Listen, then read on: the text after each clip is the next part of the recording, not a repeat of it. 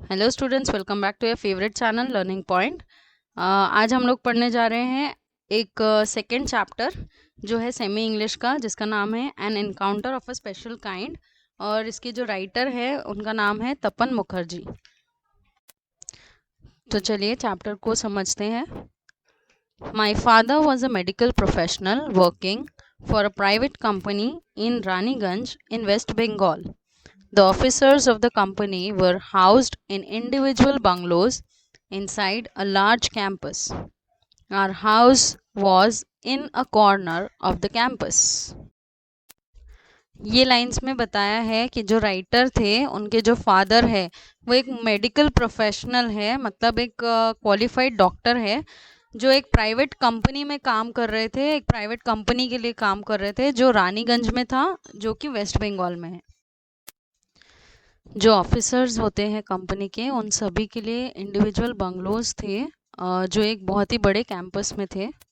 जो राइटर का घर था वो एक कॉर्नर में था उस कैंपस के। The officers club was adjacent to the boundary wall of a garden. The compound was luxurious with green grass, colorful flowers, and a host of tall and majestic trees. The seasonal vegetables in the kitchen gardens of the households and the magnificent trees constantly attracted squirrels and many species of birds. A group of langurs had even made their den in an aswatha tree nearby. They had all become a part and parcel of our existence and daily life. ये lines में आपको बताया है कि वहाँ जो writer रहते थे उनके घर के पास में या बाजू में, एडजेसेंट मतलब होता है बाजू में, उनके घर के बाजू में बहुत अच्छा और बहुत बड़ा एक गार्डन था, जिसे बगीचा भी बोलते हैं हिंदी में। और वहाँ बहुत बड़े पेड़ थे और बहुत सारे घास भी थी। वहाँ पे छोटी छोटी गिलहरियाँ थी जो अपनी तरफ ध्यान खींचती थी, जो दिखने में बहुत अच्छी दिखती है, तो हर कोई उसे देखता था। और वहाँ बहुत सारी चिड़िया थी, बहुत सारे बर्ड्स थे, बहुत सारे लंगूर थे, और लंगूर का एक पूरा झुंड था, ठीक है, जो उन्होंने अपने लिए एक घर बना लिया था। ठीक है, तो जो गिलहरियाँ थी वहाँ पे, उन्होंने भी वहाँ पे अपना घर बनाया था झाड़ों पे। जो बर्ड्स थे उन्होंने भी बनाया था, और जो एक्चुअली लंगूर का एक झुंड था उन्होंने भी अपने लिए वहाँ पे एक घर बना लिया था, जो बिल्कुल उनके घर के पास में ही था। और वो एक पेड़ था जिसका नाम था अश्वत्था पेड़। अश्वत्था का जो पेड़ होता है उसके ऊपर या उसके पास में उन्होंने अपना घर बना लिया था लंगूर ने। और ये सभी लोग, जो चिड़िया थी, जो लंगूर थे या गिलहरी थी, ये सभी जो जानवर थे वो सभी राइटर्स के घर घर और घर वालों के, सभी के बिल्कुल घर के जैसे मेंबर्स बन गए थे एकदम। A small incident on a Saturday afternoon left a profound effect on me and unfolded before my eyes a whole new dimension to the wonders of God's creation. It was a few days into the puja vacation. Just like for any other child, the holidays provided an opportunity for me to become engrossed in various magazines and storybooks published especially for children in the festive season. तो इस paragraph में हमें पता चलता है कि जो writer थे वो सैटरडे को दोपहर में बैठे थे और उनकी बस छुट्टियां शुरू ही हुई थी। जैसे बाकी बच्चे बहुत ज़्यादा स्टोरी बुक्स या फिर कुछ खेल कूद में बिजी हो जाते, वैसे राइटर को स्टोरी बुक्स पढ़ना बहुत पसंद था। मैगजीन्स और स्टोरी बुक खासकर जो फेस्टिवल सीजन में आती है और जो बहुत अच्छी होती है बच्चों के लिए, उसमें बहुत सारी अलग अलग कहानियाँ होती है, बहुत सारी बातें होती है अच्छी अच्छी, वो इन्हें पढ़ना बहुत पसंद था। और बस इन्होंने अपनी छुट्टियां शुरू की थी और उसमें बुक्स पढ़ना शुरू किया था। तभी उस दिन सैटरडे को दोपहर में ऐसा हुआ कि बस राइटर का नज़रिया ही बदल गया देखने का। देखते हैं आगे क्या क्या हुआ स्टोरी में। After a hearty lunch, my parents and my younger sisters lay down for an afternoon nap, and I settled down with a storybook. The quiet afternoon presented the perfect backdrop for reading an adventure story. The silence was occasionally broken by the sound of my family snoring, the intermittent chirping of house sparrows, the harsh cawing of a crow, the shrill call of a kite flying high above the ground. Minutes ticked by. I became deeply absorbed in the book. सबसे पहले मैं आपको बता देती हूँ lunch का मतलब क्या होता है। लंच का मतलब होता है जो दोपहर का खाना होता है उसे हम इंग्लिश में लंच बोलते हैं। मॉर्निंग के खाने के लिए हम लोग जो थोड़ा बहुत स्नैक्स खाते हैं उसे ब्रेकफास्ट बोलते हैं, और वैसे ही जब हम रात में खाना खाते हैं तो हम उसे डिनर बोलते हैं। तो यहाँ पे दोपहर का खाना यानी लंच बताया है आपको। तो जो राइटर थे उन्होंने बहुत ही दिल से, एकदम पेट भर के उन्होंने बहुत खाना खाया। हार्टी मतलब दिल से उन्होंने पेट भर के खाना खाया, शायद खाना बहुत ही अच्छा बना होगा। तो उन्होंने पेट भर के खाना खाया और उसके बाद में यूजुअली जो हॉलीडेज़ में हम लोग करते हैं सो जाते हैं, वैसे ही जो राइटर है उनके पेरेंट्स और उनकी दो छोटी बहनें थी। यंगर का मतलब होता है छोटी, तो उनकी जो दो छोटी बहनें थी वो सो गई। एक नैप मतलब होता है थोड़ी देर की नींद लेना, सोना। और जब घर के सभी मेंबर्स सो रहे थे, एकदम शांत माहौल था बिल्कुल, वो पढ़ने के लिए या स्टोरी बुक पढ़ने के लिए बहुत ही अच्छा टाइम होता है। तो उसका फ़ायदा पूरा पूरा उठाया था राइटर ने। तो उन्होंने क्या किया, सभी लोग जब सो गए थे तब उन्हें टाइम मिल गया था स्टोरी बुक पढ़ने का, और वो अपनी स्टोरी बुक लेकर बैठ गए थे, जिसमें वो बहुत ही ज़्यादा चले गए थे कि वो बस स्टोरी में ही घुल गए थे एकदम, कि स्टोरी में एक्चुअली क्या चल रहा है। और फिर सडनली उनका जो एकदम शांत जो बैकग्राउंड था वो थोड़ा सा डिस्टर्ब हो गया, क्योंकि उनके जो फैमिली मेम्बर्स थे वो खर्राटे ले रहे थे। खर्राटे मतलब होता है स्नोरिंग। तो स्नोरिंग का मतलब होता है खर्राटे लेना। तो फैमिली के मेम्बर्स जो थे वो सोते सोते शायद कोई खर्राटे ले रहा था। फिर थोड़ी थोड़ी बर्ड्स की आवाज़ें आ रही थी, जैसे स्पैरोज जो होते हैं वो चर्पिंग करते हैं, इसलिए वो आवाज़ दी है आपको। फिर जो क्रोज होते हैं वो एकदम हार्श टाइप की आवाज़ें निकालते हैं, इसके लिए हम उसे कॉइंग बोलते हैं। उसके बाद में जो काइट होती है जो हवा में उड़ती है, उसकी भी एक आवाज़ होती है, जैसे श्रिल कॉल बोलते हैं हम लोग इंग्लिश में। तो इन सब की आवाज़ों से जो राइटर थे उन्हें थोड़ा सा डिस्टर्ब हो रहा था बुक पढ़ने में, लेकिन फिर भी वो इतने ज़्यादा खो गए थे वो बुक में, क्योंकि वो काफ़ी एडवेंचर स्टोरी थी एकदम। तो वो बहुत ही ज़्यादा उसमें चले गए थे और उनका ध्यान नहीं था कि एक्चुअली बाहर क्या चल रहा है। Suddenly, I heard a group of street dogs barking furiously in the distance. I chose to ignore the commotion, thinking that the pack of dogs might have cornered a hapless pig. But soon, the barking became louder and more aggressive, and the alarmed cawing of a flock of crows added to the cacophony. I also heard the disturbance approaching closer. अचानक से writer को बहुत सारी आवाज़ें सुनाई दी, और वो dogs की आवाज़ें थी, जो बहुत ही ज़्यादा डॉग्स थे जो झुंड में थे। और फिर राइटर ने क्या किया, उन आवाज़ों को थोड़ा सा अनसुना करने की कोशिश की, क्योंकि वो बहुत ज़्यादा स्टोरी बुक में थे और उन्हें वो स्टोरी पढ़ना था। और फिर उसके बाद थोड़ी देर के बाद में उन्हें ऐसा लगा कि शायद हो सकता है कि वो डॉग्स के पूरे ग्रुप ने या झुंड ने एक पिग को पकड़ लिया, और इसीलिए वो इतना ज़्यादा शोर मचा रहे। लेकिन फिर धीरे धीरे उन्हें लगा कि नहीं, कुछ प्रॉब्लम है बाहर, क्योंकि थोड़ी देर के बाद और ज़्यादा आवाज़ें आने लगी। फिर उसके बाद और वो बहुत ज़्यादा गुस्से में भी लग रही थी। जो डॉग्स की आवाज़ थी वो काफ़ी ज़्यादा एकदम अग्रेसिव टाइप लग रही थी। और फिर थोड़ी देर के बाद उन्होंने महसूस किया कि जो आवाज़ें हैं वो उनके पास आ रही है, उनके घर से नज़दीक आ रही है। जो काफ़ी दूर थी आवाज़ें वो नज़दीक नज़दीक आ रही है। और जो डॉग्स के झुंड की आवाज़ थी उसके साथ में जो जो बहुत सारे बर्ड्स की आवाज़ थी, जैसे कौवे की आवाज़ जो होती है, वो बहुत सारे क्रोज़ की आवाज़ें एक साथ मिलकर आ रही थी, और वो उन्हें बहुत ही गंदी आवाज़ लग रही थी, बहुत ज़्यादा चुभने वाली आवाज़ थी। तो बहुत गंदा लग रहा था उन्हें वो आवाज़ सुन के, बट वो बहुत डिस्टर्ब हो रहे थे उससे। तो उन्हें वैसा लग रहा था कि बस ये आवाज़ें पास-पास आ रही है मेरे घर से, मतलब कुछ प्रॉब्लम हो रहा है, तो मैंने उठ के देखना चाहिए। Curiosity got the better of me. Leaving the book aside, I rushed to the veranda to see what was going on. Finally उन आवाज़ों की वजह से राइटर के अंदर एक क्यूरियोसिटी पैदा हो गई, जिसने राइटर को अपनी स्टोरी बुक छोड़ने पे मजबूर कर दिया था। और राइटर जो थे तेज़ी से अपने वरांडा की तरफ भागे, क्योंकि उन्हें देखना था कि बाहर क्या चल रहा है।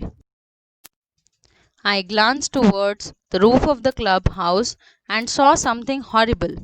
A big male langur, apparently the leader of its group, was holding a baby langur in its hand and mercilessly biting it all over with a definite intent to kill.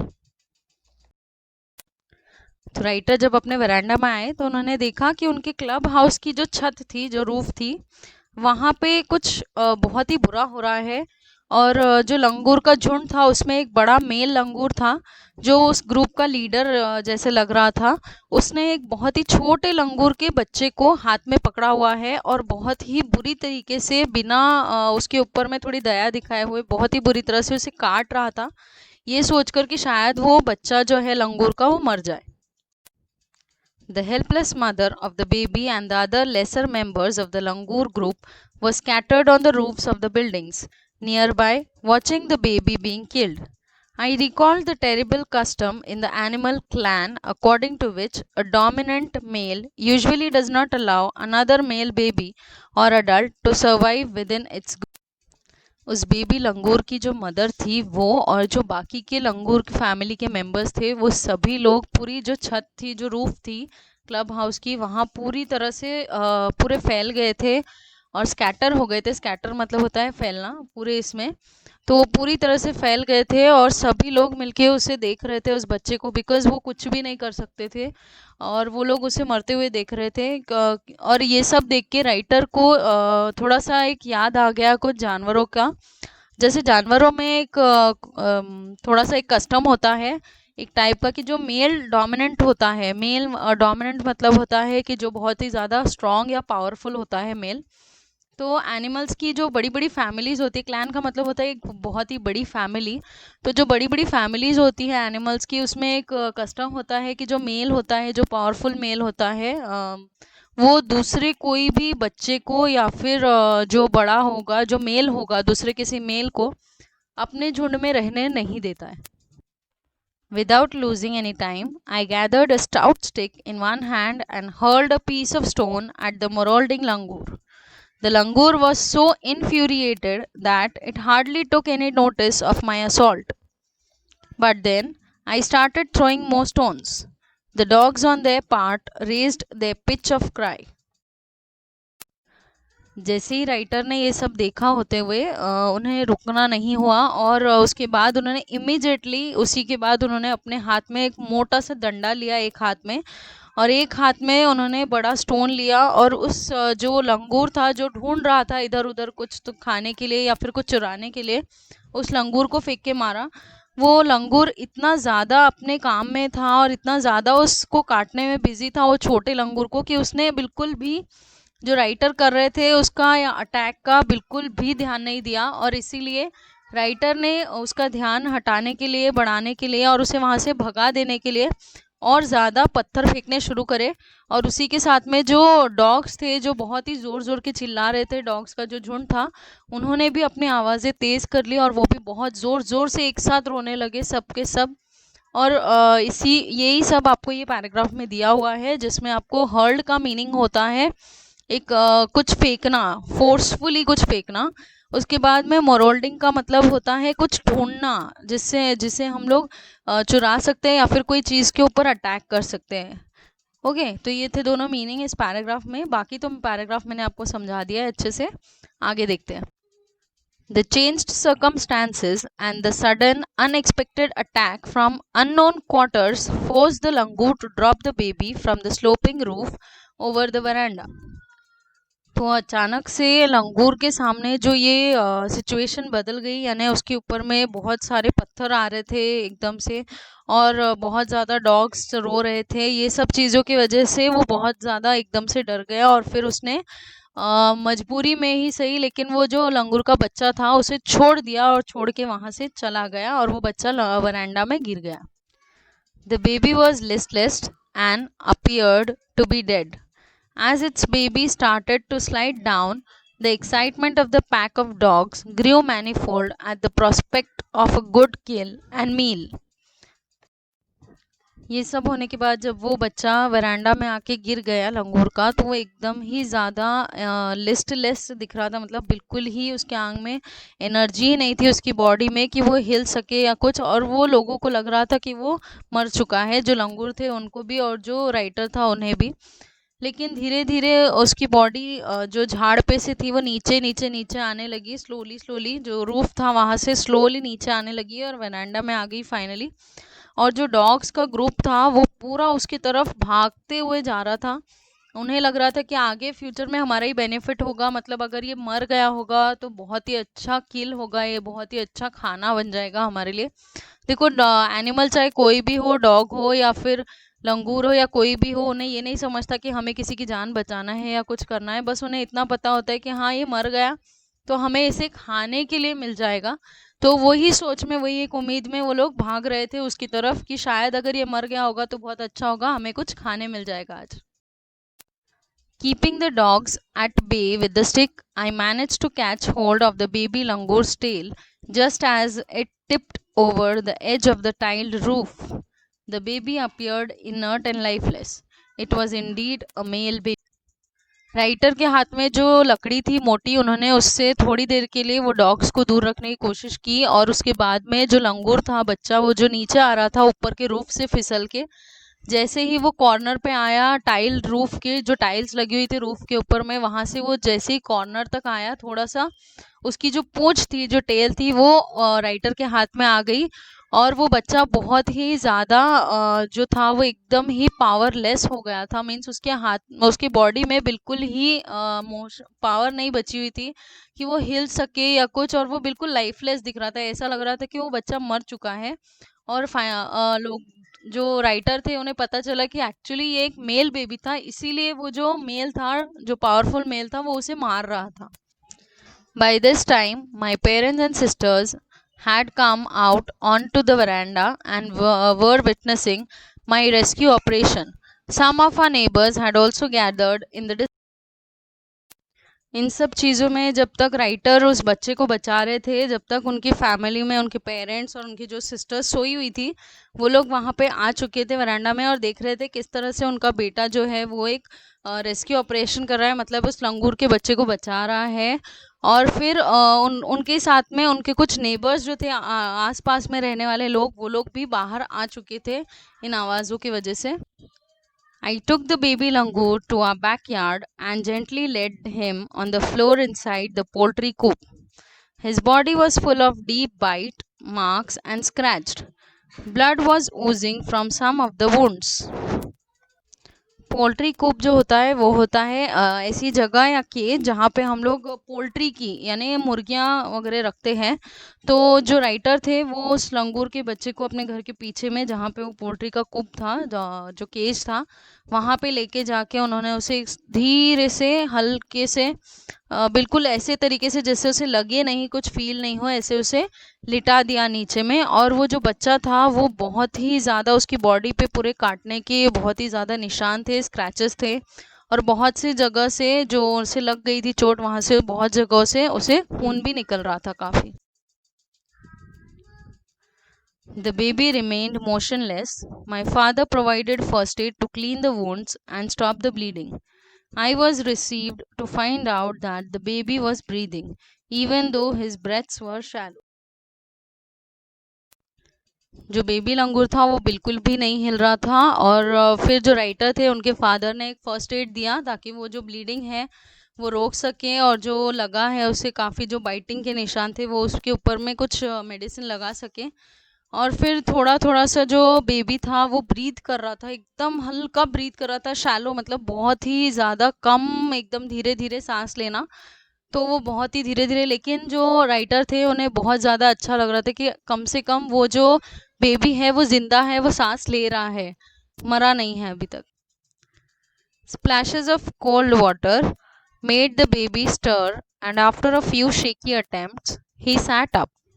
He was in a state of shock and started trembling like a leaf in the wind. His two little twinkling eyes welled up with tears, and he started to sob with a muffled cry, just like a human child would after experiencing the trauma. I offered him a peeled banana, which he accepted with his unsteady hand and began taking hesitant bites. थोड़े बहुत उन्होंने पानी के छींटे मारे, ठंडे ठंडे पानी के, राइटर ने जो बेबी था उसके ऊपर। तो वो धीरे धीरे इधर उधर हिला, और उसके बाद में फाइनली वो उठ के बैठ गया। थोड़ी देर के बाद में वो एकदम बहुत ही ज़्यादा शॉक में था और बहुत ज़्यादा डरा हुआ था, बहुत काँप रहा था, जैसे हवा में जो लीफ होती है वो हिलती है वैसे ही वो काँप रहा था बहुत ज़्यादा, और जैसे उसे बहुत ठंडी लग रही हो या बहुत ज़्यादा डर गया हो।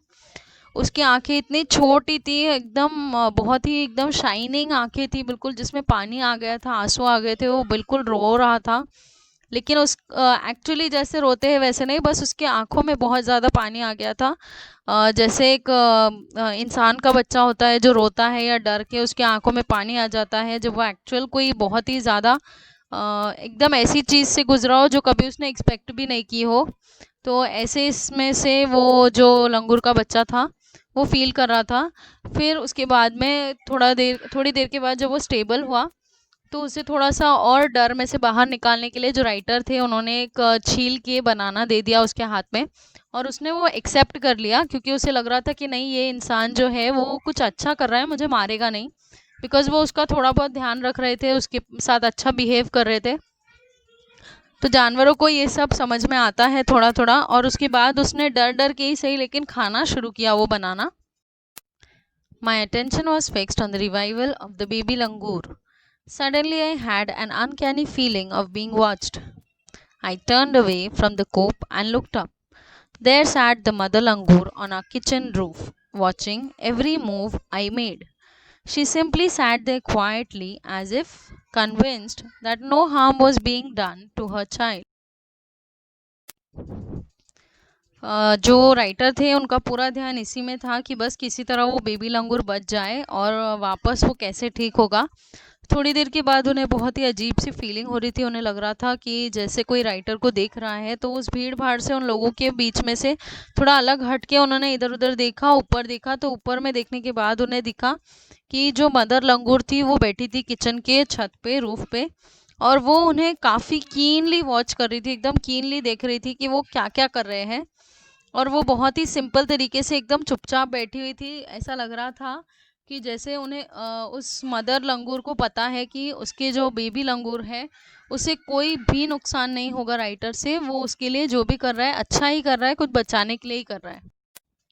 Meanwhile, the baby sensed the presence of his mother and started to sob and cry a little louder. I retreated from the door to the coop to allow the mother access to her baby. Baby लंगूर भी एक male baby था और काफ़ी strong, अच्छा समझदार baby था। तो उन्हें समझ में आ गया था उसे कि हाँ, उसकी मदर वहीं है और वो उसी के आसपास है। तो बस उसकी स्मेल सूंघ के और जब उसे ऐसा लगा तो उसने और ज़ोर-ज़ोर से रोना स्टार्ट कर दिया, जो बेबी लंगूर था उसने। और फाइनली जो राइटर थे उन्होंने रास्ता दिया उस मदर को नीचे आने के लिए उसके बेबी के पास तक। Immediately, the mother descended on the floor of the coop and picked up the baby in her arms. She gave the baby a thorough body inspection to check his injuries and then cuddled him tightly in her bosom. Mother लंगूर ने तभी अपने baby लंगूर को हाथ में लिया, नीचे उतरकर उस कूप में से फ्लोर पे, और उसे उठाकर अपने हाथों में, अपने आर्म्स में बहुत कसकर एकदम टाइटली उसे पकड़ लिया। और टाइटली पकड़ने के पहले उसने नीचे उतर के जब उसे गोद में लिया तो उसने पूरी तरह से उसकी बॉडी को चेक किया कि कहाँ कहाँ उसे लगा है, इंजरी कहाँ कहाँ पे हुई है और किस किस तरह से लगा हुआ है, कहीं बहुत ज़्यादा लगा है या कम लगा है। और फिर उसे एकदम टाइटली पकड़ लिया अपने आर्म्स में। The baby found great solace in her caring arms. The mother sat still with the baby in her lap for a few minutes. It was almost as if she was pondering over her options and trying to figure out how she could keep the baby safe from further assault. उस बच्चे को अपनी माँ की गोद में आकर बहुत ही अच्छा, बहुत ही कंफर्टेबल लग रहा था, वो बहुत सेफ फील कर रहा था क्योंकि उसकी मदर थी, वो उसे केयर करती थी। और जो मदर थी लंगूर, वो नीचे बैठ गई और अपने लैप पे या गोद में उस बेबी लंगूर को लेके बैठ गई थोड़ी देर। और ऐसा लग रहा था राइटर को और उसके फैमिली मेम्बर्स को कि बस वो इधर उधर देख रही है, कुछ सोच रही है, बहुत ज़्यादा गहरी सोच में थी वो कुछ। और वो इस सोच में थी कि अपने जो बेबी है, अपना जो बेबी है उसे आगे कैसे मैं बचाऊं और कैसे उसको सेफ रखूं, क्योंकि अगर वो बाहर जाती थी तो वो जो मेल लंगूर था वो फिर से उनके ऊपर अटैक कर सकता था। तो अब आगे वो उसे कैसे सेफ रख सकती है। For a few seconds, the mother langur looked straight into my eyes. Even today, I cannot forget that look in her eyes. showering silent gratitude on me for saving her child. I was overwhelmed by the emotion, the sentiment, and the way she said thanks to me. There sat a universal mother holding a stricken child in her lap. जब वो mother लंगूर बैठी हुई थी तो कुछ seconds के लिए वो कंटिन्यू उस राइटर को देख रही थी, उसके आईज में देख रही थी। और राइटर जो है उस दिन को देखने की नज़रिए को कभी नहीं भूल सकते, वो बोल रहे हैं। क्योंकि वो जो मदर थी वो स्लोली स्लोली साइलेंटली उस राइटर को थैंक्स बोल रही थी और बहुत ज़्यादा इमोशनल हो गई थी, बहुत ज़्यादा सेंटिमेंटल हो गई थी। और वो एक ऐसा दिन था राइटर की लाइफ में जो बहुत ही ज़्यादा अच्छा भी था, और वो बहुत ज़्यादा डीपली एकदम हार्ड सफरिंग में से जो मदर गई थी वो उसे थैंक्स बोल रही थी किसी तरह से, और वो उस चीज़ के लिए जो राइटर है वो उस दिन को नहीं भूल सकते। Then in a flash she jumped with her baby clinging to her belly and reached our kitchen roof. She surveyed the area for the vicious male langur and then leapt away in the direction opposite to the place of the violent encounter. और तभी बस थोड़ी देर में वो जो mother थी उसने अपने बेबी को ऐसा पेट के ऊपर में लटकाया, जो बेली है उसकी वहाँ पे, और इमीडिएटली जंप करते हुए किचन का जो पूरा रूफ है उसने वहाँ पे पूरा इधर उधर देखा, अच्छे से उसका सर्वे लिया, और जो वहाँ पे ईवल या फिर जो गंदा जो मेल लंगूर था जिसने उसे मारने की कोशिश की थी उसे पूरा तरफ देख लिया, अच्छे से ढूंढ लिया कि वो है या नहीं। और उसके बाद में जहाँ पे वो वायलेंट इनकाउंटर चल रहा था उसके बेबी के साथ में, वो उस जगह को छोड़ के उसके उल्टे डायरेक्शन में जाती है उसे लेके। The brief meeting with the mother and the baby langur convinced me that interspecies communication and mutual trust is indeed a reality, and should anyone strike the right chord, the relationship hums into action. जब writer उस दिन उस लंगूर की mother और जो baby लंगूर है उससे मिले तो उन्हें समझ में आया कि हाँ, जो भी स्पीशीज़ होते हैं, जो एनिमल्स होते हैं, उनका कम्युनिकेशन ह्यूमंस के साथ में कैसा होता है, वो एक्चुअली जो होता है वो पूरा पूरा ट्रस्ट के ऊपर में ही डिपेंड होता है, और रियलिटी जो है वो ट्रस्ट के ऊपर ही होती है। और जैसे ही ट्रस्ट हो जाता है जो एनिमल है उसे इंसान के ऊपर, तो वहाँ से ही जो हमारी एक्शन होती है, जो रिलेशनशिप होती है, वो काफ़ी मजबूत होना शुरू होती है और बहुत अच्छी हो जाती है। तो हम लोग एक दूसरे के ऊपर ट्रस्ट कर पाते हैं, जो एनिमल्स हैं वो भी और हम लोग भी। The mother langur showed me that food was not the only means of communication between man and animal, but that there were other means of establishing a bond through trust, compassion, and mutual understanding. 55 years have passed since that day. I am now 70 years old, but I still fondly remember the encounter of a special kind. Finally वो जो mother लंगूर थी उसने ये बता दिया writer को और सिखा दिया कि जो हम खाना देते हैं तो सिर्फ खाना ही सब कुछ नहीं होता है जानवरों के और इंसानों के बीच में, बल्कि उनकी जो रिलेशनशिप होती है, उनका जो कम्युनिकेशन होता है वो एक्चुअली एक ट्रस्ट के ऊपर भी होता है। मतलब जो बॉन्डिंग है, जो उनका भरोसा है, उसके ऊपर से भी उनके बीच में रिलेशन बन सकता है। उसके अलावा उनकी जो सिंपैथी होती है, उनका जो काइंडनेस होता है, उनकी जो म्यूचुअल अंडरस्टैंडिंग होती है, इन सब चीज़ों की वजह से एनिमल्स और ह्यूमंस बीइंग के बीच में बहुत ही अच्छा रिलेशन बन सकता है।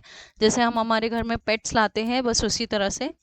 अब ये जो इंसिडेंट था इसको 55 इयर्स हो चुके हैं ऑलरेडी जो राइटर है उनके लाइफ में, और आज वो 70 इयर्स के हो चुके हैं पूरा, लेकिन फिर भी इतने सालों के बाद में भी वो इस अजीब टाइप की, एक स्पेशल टाइप का जो एनकाउंटर था उसे बिल्कुल नहीं भूल पाए अपनी लाइफ से।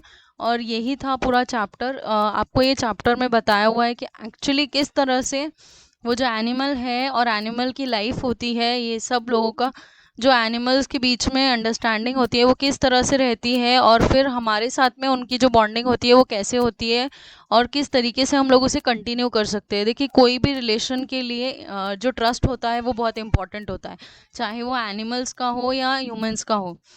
अगर ट्रस्ट होगा तो ही रिलेशन अच्छा रहेगा, लॉन्ग टर्म रहेगा। वही आपको इस चैप्टर में बताया है जो राइटर है उन्होंने। और यहाँ पे ये चैप्टर ख़त्म हो गया। आई होप आपको चैप्टर बहुत अच्छे से समझ में आ गया होगा। अगर आपको चैप्टर समझ में आता है और तो बहुत अच्छा है, दूसरों से भी शेयर करिए, लाइक कीजिए इसे, और लाइक करे बिना मत जाइए। एंड अभी तक जिसने सब्सक्राइब नहीं किया है चैनल को, प्लीज़ सब्सक्राइब कर दे ताकि आपको आगे नोटिफिकेशंस मिलते रहे। और मैं रोज़ कोशिश कर रही हूँ कि जल्दी से जल्दी वीडियोस बना के आप लोगों के लिए डाल सकूँ ताकि वो आपको हेल्प करे। So stay home and keep learning.